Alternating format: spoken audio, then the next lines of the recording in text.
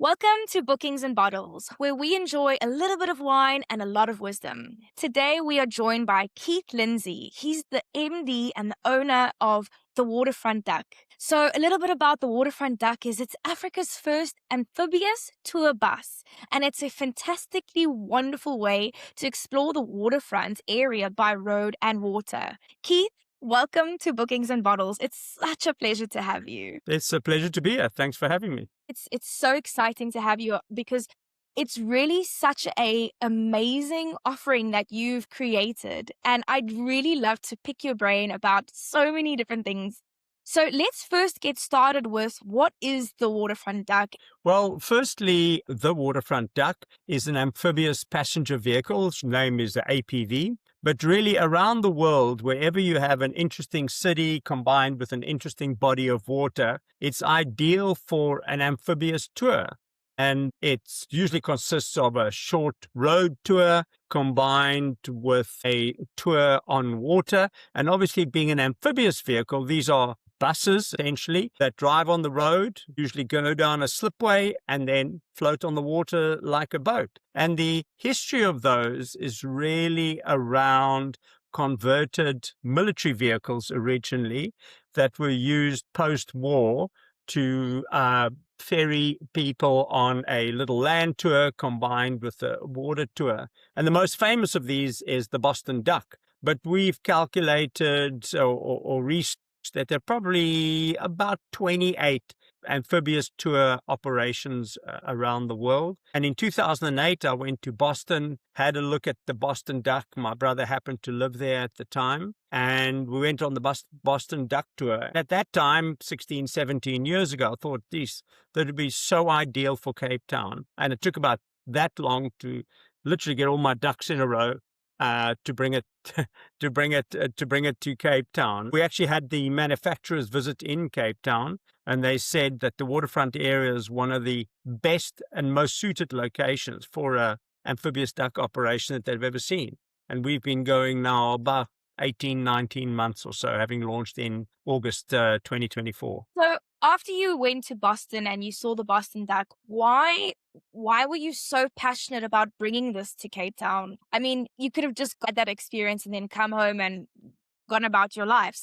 What inspired you? What was the thinking? Are you passionate about water? What is the inner makings of those decisions? Well, I'm mad about boats. I've owned boats in various forms for ages, but I just loved the fact that it transcended ages, it transcended demographics. That seminal moment when you transition from a land vehicle into water. Everybody loves that, whether you're 3 years old or 80.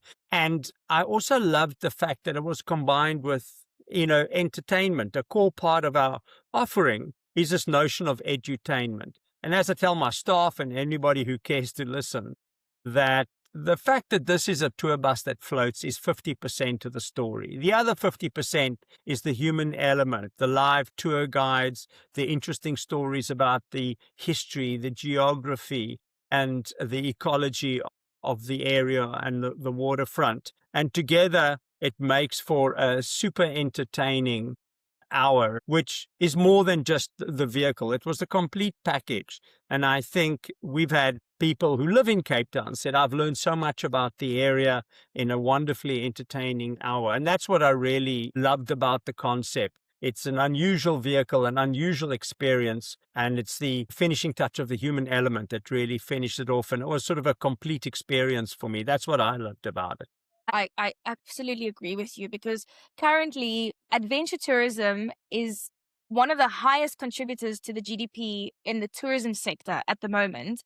So experiential travel is absolutely the place that people should be. And you've really, really taken advantage of this in such a wonderful way because it's now so much more, it's edutainment and an experience. And I think what you're doing is phenomenal.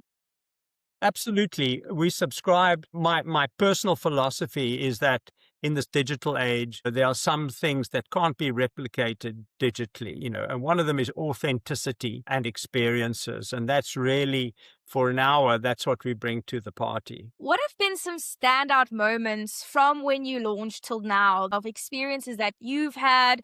Is there anything that stands out for you? Any kind of special moments that you've taken away with you? Well, I think it's just the universal appeal. We've had 90-year-olds who've been on and said, well, I was an amphibious landing craft during the war, through to 3-year-olds that are just infatuated. In fact, we had somebody came and said that their kid was 8 years old, had been on the Duck, and now is completely infatuated with amphibious and building models of it and doing projects on it at school, to foreigners saying it's just a great introduction to Cape Town. And as I've mentioned, locals who live at the waterfront said, we've just heard such wonderful stories. So I think that's a great leveler. And I've had a couple of people say, geez, we found a niche in the market that is completely new. It's a completely new experience category rather than just an iteration of something that's been before. I've seen it and it is on my list of fun things to do. So I will be joining, I will be attending it. What are the future plans? Are there going to be more? Are you thinking about different locations? Do you have any plans for the future for the Waterfront Duck? Yes, definitely. Obviously, our first and foremost objective is to make the waterfront a huge success. We started with one vehicle. Our second vehicle has arrived. It's busy going through regulatory approval, and then just to fill it and make sure that it's humming. Some of those plans are already in place. As I said, our second vehicle has arrived. Over the Easter weekend, we started our second departure point at the aquarium. That's pretty exciting. The objective is just to fill the buses as much as we can, and if there is space for another, well, we'll keep going until we think we're meeting demand. Longer term, much longer term, obviously we're looking at alternative locations. A big key to success is that you're obviously full to capacity. So we're looking at other locations, possibly with a smaller vehicle that's currently in development. That's a few years off. And that includes a 4x4 version, possibly on game reserves, etc. Imagine going on a great game viewing drive and then driving into a river or a body of water to continue the tour. Those are a few years off, but it's I'll probably be in a Zimmer frame by then, but they certainly exciting projects to be chipping away at. It sounds like there's a lot of potential for the future and a lot of excitement. And the second vehicle, congratulations on that. That is really amazing. This has come from nothing and you've created something. And it's really so exciting. And also, what I wanted to say is congratulations, because you mentioned on your first year of operations, you received 2 major accolades where you won the bronze in the KFM Best of the Cape Awards. And you also won an award for the V&A for the best experience. Yeah, no, we were very chuffed with the KFM Bronze Award, bearing in mind that we're beaten by Table Mountain Aerial Cableway. That's been in business, I think, close to 100 years. I think second was Cango Caves. That's also been over 100 years in business. And there, when we won it, we'd been in business 11 months. So we were super chuffed with that. The other one is called the Neighborhood Award that we won within the Waterfront Awards. And for us collectively, it was just a validation that we're doing something right and we've managed to create a product that was innovative and new and refreshing. So it kind of spurred us on, and long may it continue. Amazing. Amazing. And you're speaking about success, and a lot of my listeners are travel agents, and I always try to relate this to the travel industry. And for me, what I see is someone who's determined to get this out in the world. What were some of the key learnings in your journey? Because I know in my journey, I've had successes and failures, and I always learn from both. And I'd love to hear about your learnings of what was it that got you here? Yeah, it's an interesting question. I think part of the challenge was just the regulatory environment. You've got an unusual vehicle that you have to license for the road, and an unusual vehicle that you have to license for the water. So those were just real challenges, to get it a regulatory approval for both, which we did get, and to secure our spot at the waterfront, getting the powers that be at the waterfront to believe in us and to support us. And there have been amazing landlords, fantastic. I have a lot of respect for the management at at the V&A Waterfront. They were understanding when we had delays, and they've been super supportive. And then part of the learnings were we had a fully imported bus. With the benefit of hindsight, we might have looked at building something similar locally. So whilst we have no regrets about our decision, with the benefit of hindsight, I believe in South Africa and South Africa ingenuity. It might have been something that we should have tackled locally.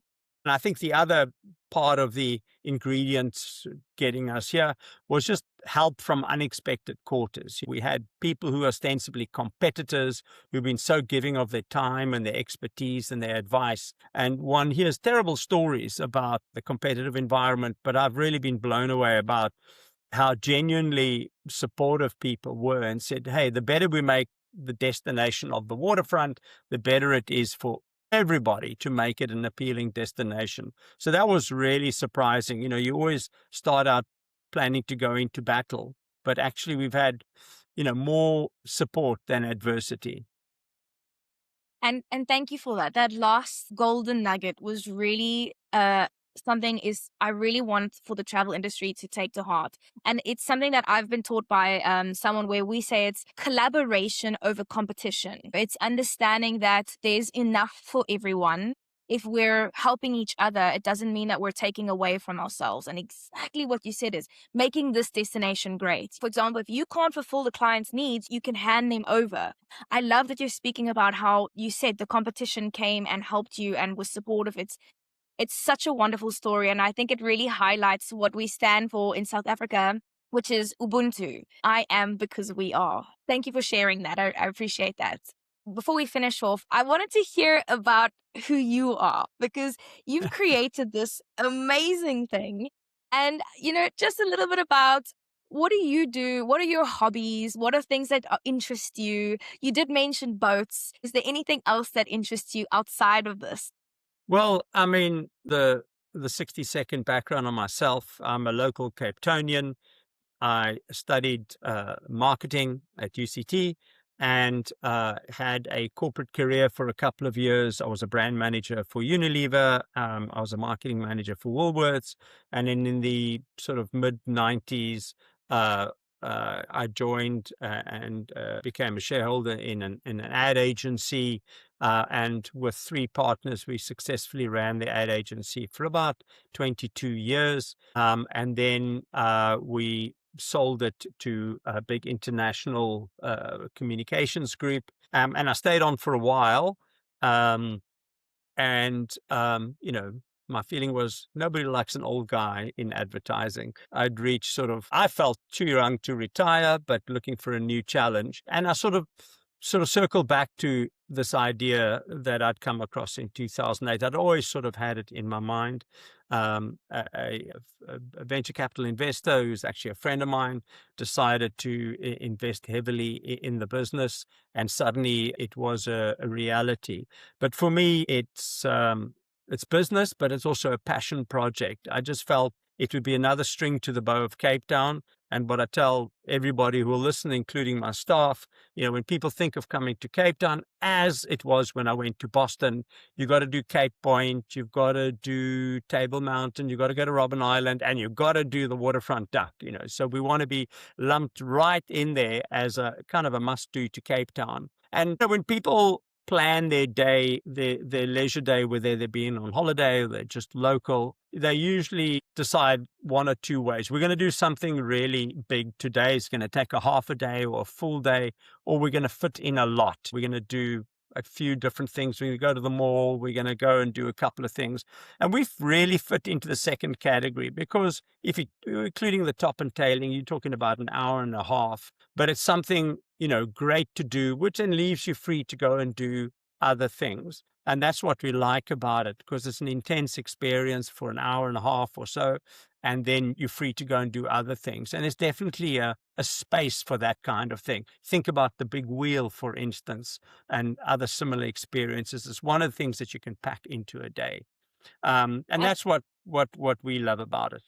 Absolutely. There's a whole list of things that you can do at the waterfront, and you can literally spend the day there and have a full day full of experiences. And I absolutely agree with you that this should be on the list of things to do, in Cape Town. You are there because I've been hearing about you. My friends who are travel agents have been on it and had only said good things. So absolutely, absolutely. As we finish Thank off, you. Keith, how can people book?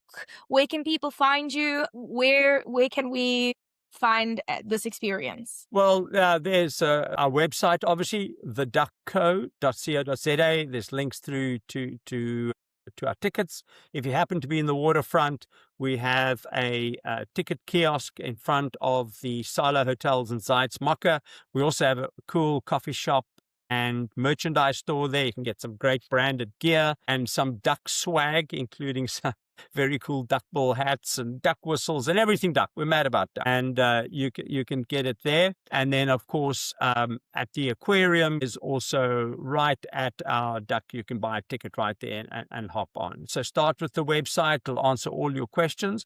And, of course, it's continuously evolving. As we add the second duck, we're going to do some tweaks and changes to our roster. So obviously between summer and winter, departure times and number of departures changes. Yeah, start with our website. Give us a call, send us an email.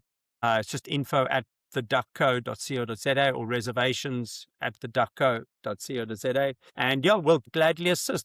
For groups and for pensioners, we have deals as well. We welcome collaboration with the travel industry and would gladly entertain discussions with them as well. Thank you for sharing, because I would have just said, because I still have this, I would have just been like, yeah, so you really gave the proper way for people to find you. And I didn't know that you can actually buy tickets right there. We appreciate that. Sometimes it's spontaneous. It's a lovely day. Let's do this. So we cater for that as well. And then just finally, seeing as we're talking about that, a lot of people ask about the weather, for instance. So if we call a weather day, come on another day, we'll reschedule you. If you're an out-of-towner and you can't reschedule, it's 100% refund. So we try and accommodate if you can't come back. We've had people who say, I'd love to come on another day, but I'm flying out tonight. And we have on balance, about 3 or 4 days a month where we have to make a weather call for safety. But yeah, we're trying to accommodate those as much as possible. Amazing. And, you've just sparked it in me is, what are some frequently asked questions? Maybe to do Will with it float? seasickness?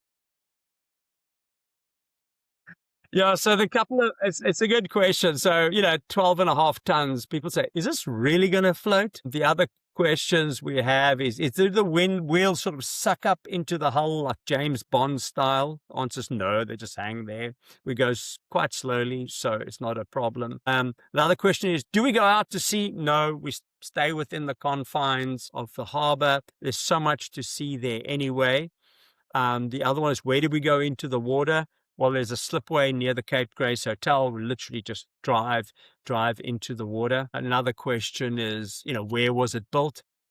It's quite a cute story. Actually, the ducks are actually built literally in the shadow of Windsor Castle in the UK, just outside of Windsor. And yeah, what qualifications do the drivers need? And the answer is both. You need to be a properly qualified minimum category R skipper with the passenger endorsement, plus a bus driver with PDP. So, yeah, they have to be quite specialized skipper drivers. We call them Quacktons, by the way. And the tour guides are conductors. So the Quacktons and conductors ensure that you have a safe, enjoyable trip. Oh, that's lovely. Thank you so much. Thank you. I'm so glad we got that in, because I'm so glad. That was so special. Yeah, I would just say to everybody, come check us out. I mean, kids are just enthralled by the idea. They have a look at the propeller at the back, the bow thruster at the front, the fact that it's got wheels. It's just a great machine just to come and have a look at. So even if you don't come on it, just come and have a look. Grab a great cup of coffee at our coffee shop, and maybe your kids will pester you for some duck merchandise. Amazing. Well, Keith, thank you so much for your time. I'm so grateful and so amazed that you had time for my little old podcast. I think that what you're doing is fantastic. Bringing a dream you had into life is really a fantastic feat. And I hope that you get more awards and more recognition. And I'm only wishing you success. Thank you so much. Your time is really appreciated as well. Thank you. And to my listeners out there, thank you for your time. Be safe and have fun.